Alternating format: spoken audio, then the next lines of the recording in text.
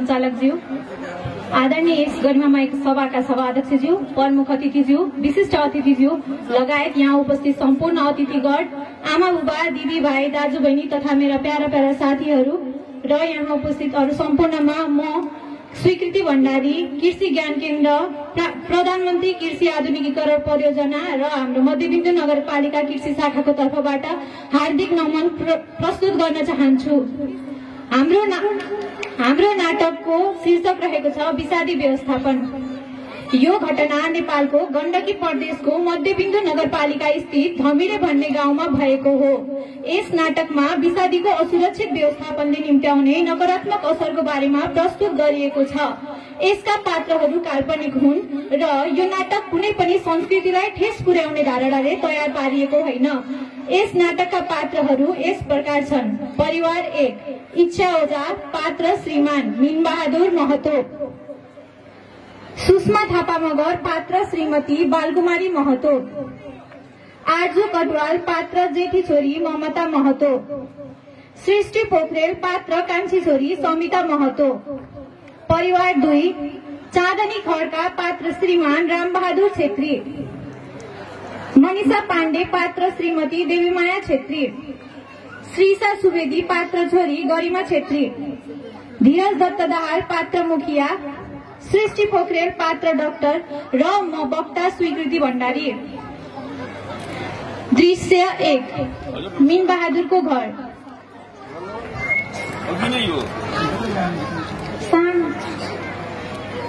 सदाझै मिरमिरी बिहानीमै मीनबहादुर कोदालो बोकेर आफ्नो बारीतर्फ लाग्छन्। यता घरमा बालकुमारी गुनगुनाउँदै झाडु लगाउँदै छिन्। खाटमा ममता नतिजा पत्र लिएर बसेकी छिन्। ममता उत्सुक हुँदै, आमा, ए आमा। हजुर, किन कराएकी बिहान बिहान? यता आँगनतिर आइज त। ए कता हुनुहुन्छ हो आमा? ममता उफ्रिँदै आँगनतर्फ जान्छिन्। होइन, किन उफ्रिँदै आएकी? के भयो भन्दा? आमा, मैले त नाम निकाले नि। के भन्छे? ममता आमा कुचो भुइँमा फाल्दै, नाम निकालिस? त्यो अस्ति कृषि विश्वविद्यालयमा एक्जाम दिएको थिएँ नि, हो त्यसमा त मैले नाम निकालेँ नि आमा। ए, यो त तैँले साह्रै खुसीको कुरा सुनाइस् त। आमाले सानी छोरी समितालाई बोलाउँदै भन्छिन्, समिता, ए समिता, अझै उठेकी छैनस्? जा त जा। समिता आँखा मिच्दै, उठिसके आमा। जा त जा, तेरो बाबालाई बोलाएर लिएर आइज। तेरो दिदीले केमा नाम निकाली भन्दै थिए? ए, बाबा खेतमा गइसक्नु भयो? हस्, म बोलाएर लिएर आउँछु। समिता दौडदै बाबालाई बोलाउन जान्छिन्। दृश्य 2, मीनबहादुरको खेत।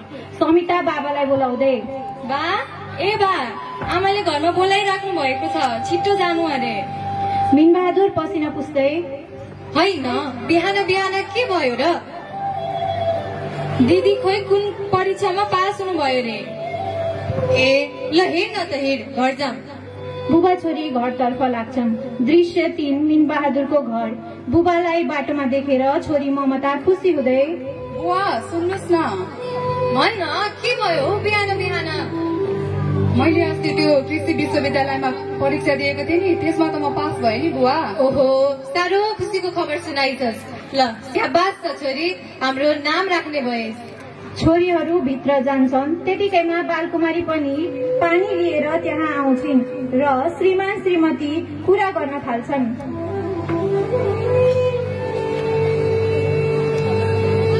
ए बुढा, छोरी अझै पढ्छु भन्छे, कृषिमा नाम निकाली छे, मेहनती पनि छे, नपढाउनु पनि कसरी?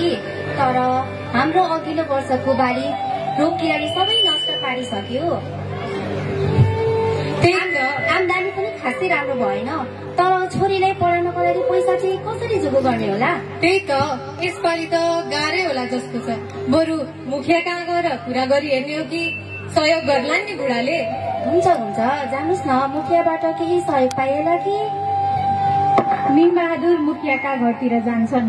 दृश्य 4, मुखियाको घर। मुखिया बा घरको आँगनमा चियाको चुस्की लगाउँदै हुनुहुन्छ। मीनबहादुर पनि ठ्याक्कै मुखियाको घरमा पुग्छन्। नमस्कार मुखिया साहब। नमस्कार मिनी, बसेर कुरा गरौँ न। अनि के कामले आएस् त आज? त्यस्तो काम त त केही पनि थिएन। आफू त गरिब परिवारको परियो, छोराछोरीहरू पढ्ने रहर गर्छन्। तपाईँले केही आर्थिक सहयोग गर्नुहुन्छ कि भनेर सोध्न आएको। छोराछोरी पढ्ने भए त म किन सहयोग नगरौँला? पहिले लिएको ऋण नि त्यसले समयमा नै चुक्ता गरेको छ। अनि छोरीले चाहिँ के पढ्ने निर्णय गरेछ? छोरीले त रामपुरको कृषि विश्वविद्यालयमा नाम निकालेकी छ अरे। कृषि नै पढ्छु भन्छ मुखिया साहब। साह्रै राम्रो विषय चुनिन् त नानीले। अनि के कतिको पैसा लाग्ने भनेछन् त? यसो छलफल गर्दा 3-4 लाख जति लाग्ला जस्तो छ। अब केही रकम त मसँग पनि छ, बाँकी हजुरले सहयोग गर्नुहुन्छ कि भन्ने आशा लिएर आएको छु। छोरीले पढ्ने निर्णय गरेकी छन् भनेपछि म किन सहयोग नगरौँला? अनि गाउँघरमा चाहिँ मैले 2 रुपियाँ ब्याज दरले पैसा दिने गरेको छु। अनि तैँले कहिलेसम्म चुक्ता गर्न सक्छस् त? यसपालि काँक्रो लगाएको छु। पोहोर साल त औसा किराले सबै ध्वस्त नै पार्यो। अहिले केही राम्रो हुन्छ कि भनेर विषादी र भिटामिनहरू पनि हालेको छु। राम्रै उत्पादन होला जस्तो छ। हजुरको ऋण म ब्याज सहित चुक्ता गर्नेछु। हजुर ढुक्क हुनुहोस् मुखिया साहब। हुन्छ, भइहाल्छ नि। फेरि पछि आउनु अनि पैसा लगेर जानु। मुखियाज्यू कहाँबाट सकारात्मक कुरा सुनेपछि मिङबहादुर मक्ख पर्दै घरतर्फ लाग्छन् र केही समयपछि पैसा लिएर छोरीलाई पढ्न पठाउँछन्। दृश्य 5। यो भाग 2 हो। यस भागमा सोही गाउँमा बसोबास गर्दै आइरहेका अर्का कृषक रामबहादुर छेत्रीलाई देखाइएको छ। उनी आक्रोशक व्यक्ति हुन्। उनकी श्रीमती देवीमाया छेत्री पनि हल्का रिसालु स्वभावकी नै छिन्। उनीहरूको एक छोरी गरिमा पनि छिन्। यस दृश्यमा रामबहादुर भर्खरै एग्रोबेटबाट विषादी लिएर घर फर्किएका हुन्छन्।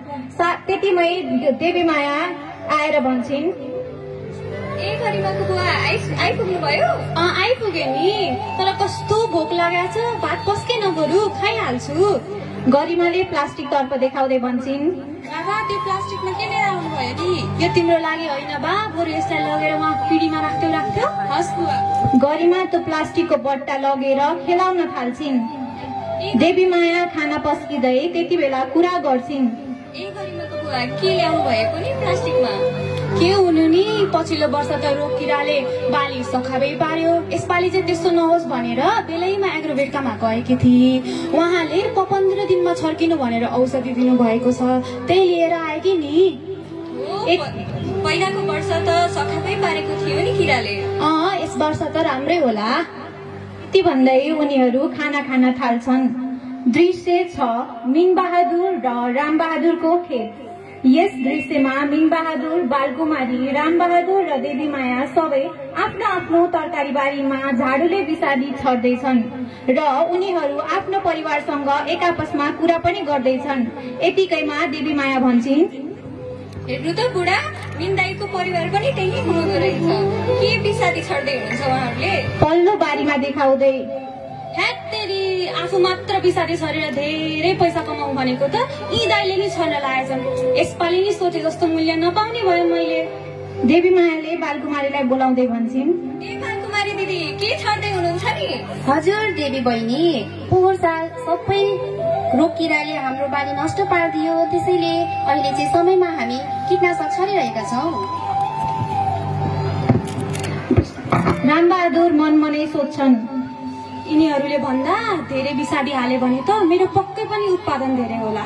1 बाल्टी अझ बनाएर छर्न पर्यो। उनले आफ्नो श्रीमतीलाई विषादी बनाउन भन्छन् र उनले विषादी थप बनाउन थाल्छिन् र भन्छन्, यतिले त पुग्ला नि है? हुन्न, अझै हाल। जति धेरै विषादी त्यति धेरै उत्पादन। यसपालि त बजारभरि हाम्रै तरकारी ल्याउनुपर्छ बुढी। देवीमायाले रामबहादुरको कुरा सुनेर खुसी हुँदै विषादीको घोल तयार पार्छिन् र उनीहरू सबै तरकारी बारीमा विषादी हालेर फर्किन्छन्।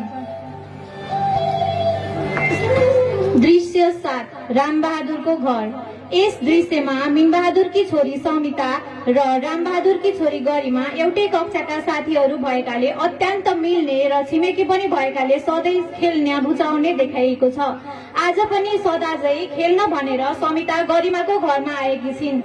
गरिमाले पनि उही आफ्नो बाबाले लिएर आएको विषादीको डब्बासँग खेलिरहेकी छिन्। त्यतिकैमा समिता पनि गरिमाकोमा आइपुग्छिन् र भन्छिन्, ए गरिमा, के खेलाइरहेकी? यो बाबाले लिएर आउनुभएको थियो अस्ति, त्यही खेल्न लाग्यो। आऊ तिमी र म खेलौँ। त्यसपछि दुवैजना त्यही विषादीको डब्बासँग खेल्न थाल्छन्। सोही बेलामा मिनबहादुरकी जेठी छोरी कृषि क्याम्पस बिदा भएर घरतर्फ आएकी हुन्छन् र उनले गरिमा र समितालाई विषादी खेलाइरहेको देख्छिन् र भन्छन्, ओहो कहाँबाट भेटायो यो? कसले दियो यो तिमीहरूलाई? गरिमाले बोतल खोज्दै भन्छन्, यो बाबाले अस्ति लिएर आउनु भएको हो। यो त विषादी हो, यो खेलाउने कुरा हो र? खोइ बाबा कहाँ हुनुहुन्छ भन त? ममताले रामबहादुरलाई बोलाउँदै भन्छन्, राम काका, ए राम काका। होइन, को हो मलाई बोलाउने? ए ममता पो रहेछ त। आइज छोरी बस। अनि कहिले आइस त नि त? भर्खरै आएको नि काका। अनि कस्तो कस्तो चल्दैछ नि तेरो पढाइ? पढाइ त राम्रै चल्दैछ। केही दिन बिदा भएर गाउँ आएको थिएँ, अब यतै हुन्छु नि काका। अनि के कुराले बोलाइस् त नि मलाई? यसो घरतर्फ लाग्दै थिएँ, यो नानीहरूले विषादीको डब्बा खेलाएको देखेँ। धन्न मैले समयमा देखेँ है काका, नत्र त आज बर्बाद हुन्थ्यो। होइन, के हुन्थ्यो र? केटाकेटी त हुन्, एकछिन बट्टा खेलाउँथे फालिन्थे, धेरै केही नै हुने थिएन त। यो विषादीको बट्टा एकदम हानिकारक हुन्छ नि काका। झन् यिनीहरू त साना बालबालिका हुन्, यिनीहरूलाई त अझै बेसी असर पर्छ नि। रामबहादुर टाटो स्वरमा जवाफ दिन्छन्, होइन, के भन्छौ तैले? पहिलेदेखि यस्तै गरी आएको, पहिला केही भएको थिएन, अहिले आएर के नै हुन्छ र? त अलिकति पढेर के साह्रो बाठी बक्यो? ममताले सम्झाउन खोज्दै, हेर्नुहोस् काका, यो विषादीको तत्कालीन असर नभए पनि दीर्घकालीन असर चाहिँ हुन्छ अनि हाम्रो स्वास्थ्यमा धेरै असर पुर्याउने गर्छ। अनि विषादी छर्दा पिपी किट लगाएर छर्नुहोस् काका। ममताहरूको कुरा सुनेर बसेकी देवी माया विषालु स्वरमा भित्रबाट बाहिर निस्कदै भन्छन्, त बाहिर पढेको भनेर ठुली हुन्छेस्? तेरो घरमा पनि त फ्यालेको हुन्छन् नि। जा आफ्नै बाबुमाले गएर सम्झाएर आइज पहिला। यति वचन सुनिसकेपछि ममता निराश हुँदै बहिनी समितालाई लिएर घर जान्छन्। दृश्य 8, मिनबहादुरको घर। यस दृश्यमा मिनबहादुर भर्खरै बारीमा विषादी छरेर घर फर्किएका हुन्छन्। ममता पनि त्यही बेलामा घर पुग्छिन् र बाबालाई देखेर भन्छन्, बाबा नमस्कार। ए छोरी, आइपुगिस्? कान्छी पनि सँगै रहेछ त। कहाँबाट भेट भएर आएका दिदी बहिनी? घरतिर आउँदै थिएँ, यो नानीहरू सँगै खेलेको देखेँ अनि सँगै आएको नि बाबा। ए ठिकै गरिछस् त। समिता भित्र जान्छन् र ममताले विषादीको बट्टा देखाउँदै भन्छन्, बाबा यो विषादीको डब्बा चाहिँ किन यसरी नै फाल्नु भएको नि? त्यही त, अघि भर्खरै किरा मार्ने औषधि छरेर आएको के बारीमा। त्यो बट्टामा विषादी सकियो, केही प्रयोगमा लिएर आउन सक्छु कि भनेर लिएर आएको। बुबाको कुरा सुनेर ममता चिन्तित हुँदै बाबालाई सम्झाउँदै भन्छन्, ओहो बुबा, यो विषादीको डब्बा त यसरी लापरवाही गरेर फाल्नुहुन्न नि। यसलाई त राम्रोसँग व्यवस्थापन गर्नुपर्छ नि। व्यवस्थापन के भने कि तैले यस्तो? हामीले त यो पहिल्यैदेखि नै प्रयोगमा गर्दै आएका छौँ। यसमा खाद्यान्न सामग्रीहरू पनि राख्छौँ, साथै कान्छीलाई पनि यो खेल्ने माध्यम बनेको छ। हेर्नुहोस् बाबा, यो विषादीलाई चाहिँ हामीले राम्रोसँग व्यवस्थापन गर्न सकिन्छ। यसलाई प्रयोग गरिसकेपछि चाहिँ राम्रोसँग पखाल्ने, त्यसपछि कसैले पनि प्रयोग गर्न नमिल्ने गरी कुचेल्ने र व्यवस्थापन गर्दा भइगयो त। ओहो, व्यवस्थापन गर्न त साह्रै सजिलो पो हुँदो रहेछ। त्यति मात्रै कहाँ हो र बाबा? विषादी छर्दा चाहिँ तपाईँले पनि पिपी किट लगाएर छर्नुहोस् है। पिपी किट सुनेर मिनबहादुर अचम्म पर्दै भन्छन्, पिपी किट? के हो त्यो पिपी किट भनेको? बाबा पिपी किट भनेको चाहिँ व्यक्तिगत सुरक्षात्मक उपकरण हो नि। अरे त्यो भित्र चाहिँ के पर्छ नि? के हो त्यो भनेको? राम्ररी बुझा न त।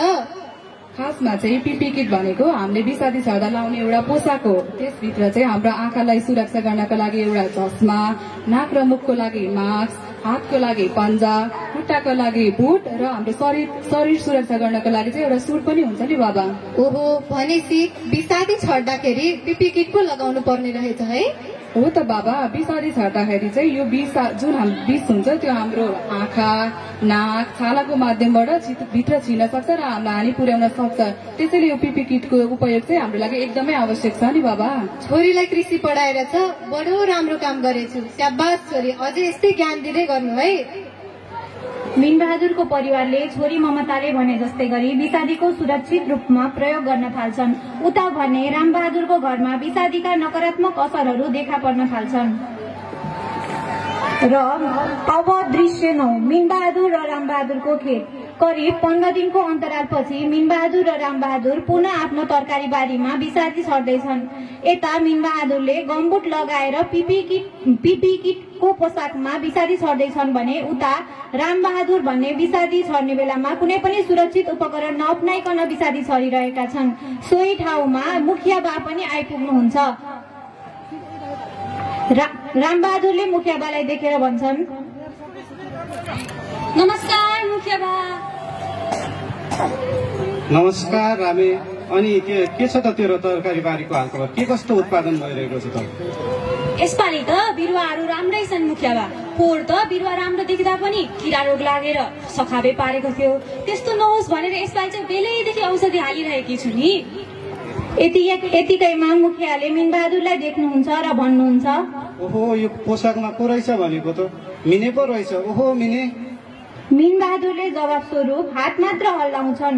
उनको यो स्वभाव देखेर मुखिया बा निधार खुम्चाउँदै भन्नुहुन्छ, अस्ति त पैसा लिँदा त जिउ गर्दै थियो, आज बोलाउँदा नि हात हल्लाइरहेको छ। यो के गरेको होला यो मिनेले? अरे मुखिया बा के कुरा गर्नुहुन्छ तपाईँ मिनबहादुर दाईको त? छोरीलाई कृषि पढाउन राखेदेखि त कति न के भए जस्तो सान बढेछ उहाँको त। मुखिया बा त्यतिकैमा भुनभुनाउँदै आफ्नो बाटो लाग्नुहुन्छ। दृश्य 10 गाउँको चिया पसल। मुखिया बा र रामबहादुर चियाको चुस्की लगाउँदै एकअर्कासँग गाउँको गफ गर्दै हुनुहुन्छ। त्यतिकैमा मिनबहादुर पनि चिया पसलमा आइपुग्छन् र मिनबहादुर भन्छन्, नमस्कार मुखिया बा। ए रामे त पनि यही छस्? रामबहादुर नचिने जस्तो गरी पनक्क फर्किन्छन्।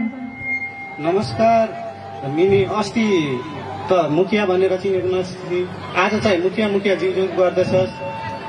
अस्ति त मैले बारीमा विषादी छरिरहेको थिएँ। छोरीले सिका कि विषादीको प्रयोग गर्दाखेरि पिपी किट लाएर छर्नुपर्छ रे। पिपी किट लगाउँदा मैले मास्क पनि लगाएको थिएँ। मास्क लगाउँदाखेरि बोल्नु हुँदैन, बोल्यो भने विषादी नाक र मुखको माध्यमबाट शरीरभित्र पर्न सक्छ र यसको नकारात्मक असरहरू पनि देखिन सक्छ। त्यही भएर हो क्या मुखिया बा? दाजु अब तपाईँ छोरीको कुरा सुनेर मुखिया बाको अपमान गर्नु है। कस्तो कुरा नबुझेको हो के यो रामेले? होइन, मिनेले नि सही कुरा गरेको हो।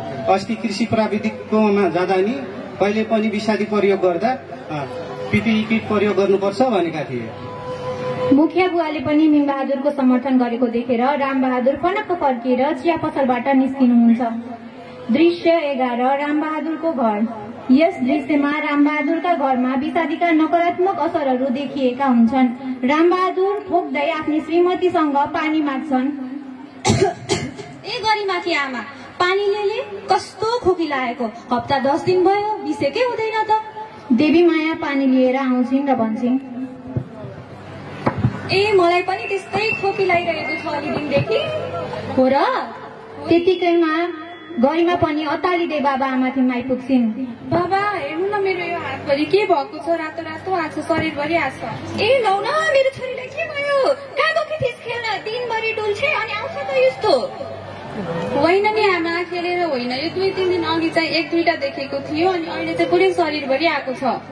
ए 2-3 दिनदेखि आएको छ भने त डाक्टरकोमा एकचोटि देखाऊ कि बुवा? होइन देखाउनै पर्छ, ढिला नगरी गइहालौँ हामी। रामबहादुर र उसको परिवार छोरीलाई लिएर अस्पतालतर्फ लाग्छन्। दृश्य 12 अस्पताल। अस्पतालमा प्रख्यात छाला रोग विशेषज्ञ डाक्टर सृष्टि पोखरेलकोमा पुगी छोरीको रोगबारे छलफल गर्न थाल्छन्।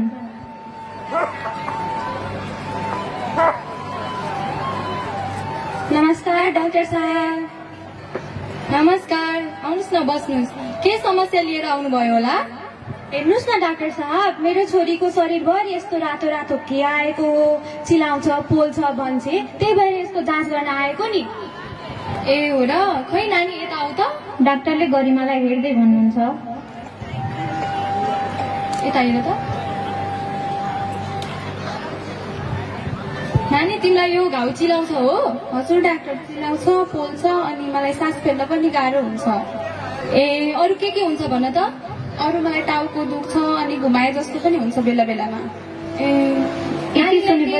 यति सुनेपछि डाक्टरले देवी माया र रामबहादुरलाई सोध्दै, नानीलाई केही कुराको एलर्जी छ र?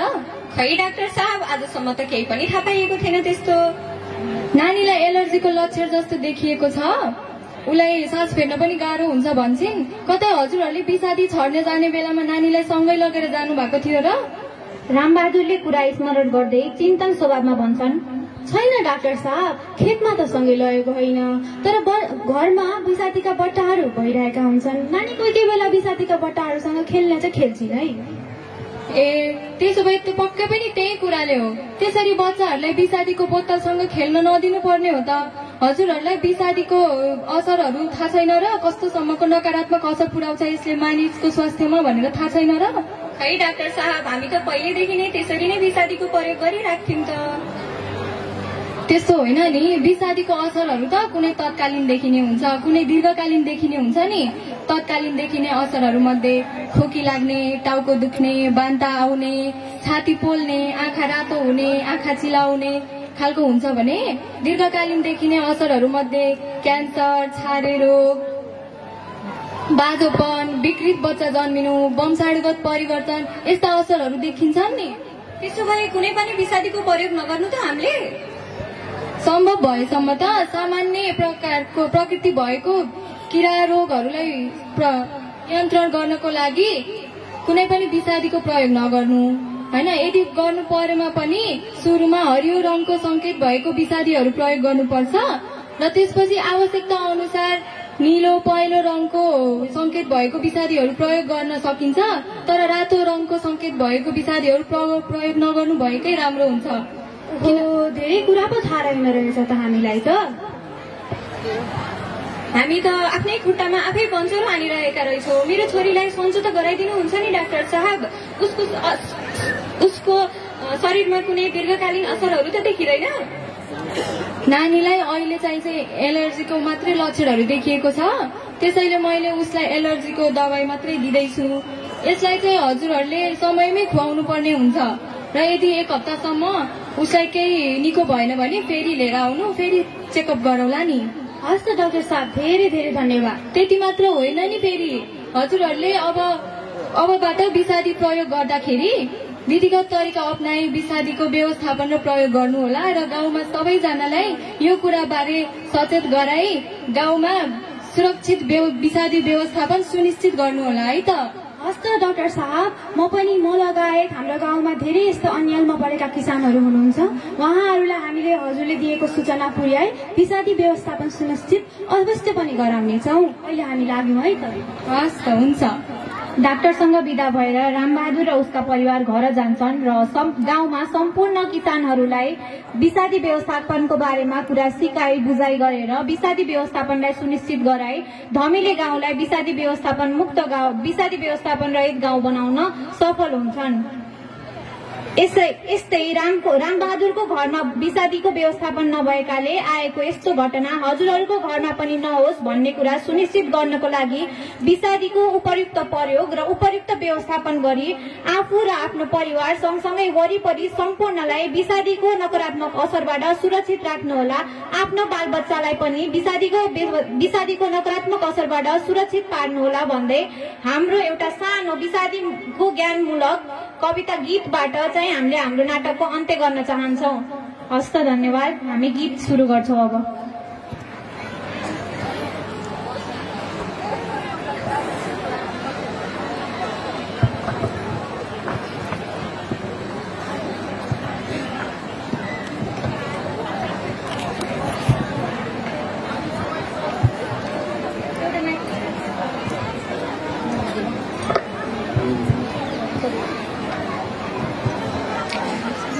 किसन्दाई खेतको स्याहार गर, बिसादी हालेसी लापरवाही गर्दैन गर।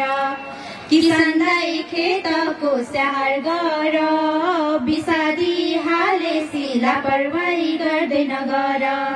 खेतीपाती गरौँ हामी बिसादीको ज्ञानले, खेतीपाती गरौँ हामी बिसादीको ज्ञानले। सही तरिका अपनाई स्वास्थ्यलाई बचाई, किसानदाई खेतको स्याहार गर, बिसादी हालेसी लापरवाही गर्दैन गर। किसानदाई खेतको स्याहार गर, बिसादी हालेसी लापरवाही गर्दैन गर।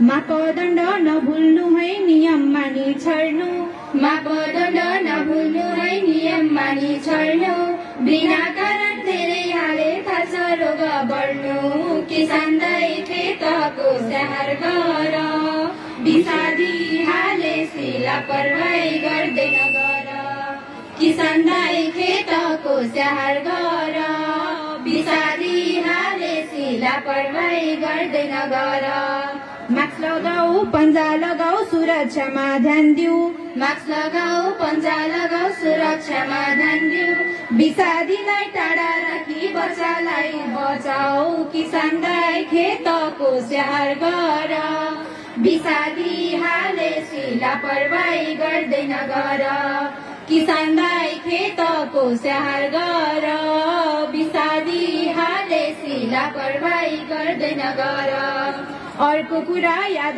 गरौ जैविक खेती अपनाऊ अर्को कुरा याद गरौ जैविक खेती अपनाऊ सहज खेती स्वस्थ खाना यो सन्देश फैलाऊ किसानलाई खेतको स्याहार गर विषादी हाले लापरवाही गर्दैन गर कृषि खेतको स्याहार गर विषादी हाले लापरवाही गर्दैन गर कृषि प्रधान देश हाम्रो माटोलाई जोगाऊ कृषि प्रधान देश हाम्रो माटोलाई जोगाऊ विषादीलाई व्यवस्थित पार्न कृषक सबै लागौं किसानलाई खेतको स्याहार गर विषादी हाले लापरवाही गर्दैन गर किसानलाई खेतको स्याहार गर विषादी हाले लापरवाही गर्दैन गर धन्यवाद।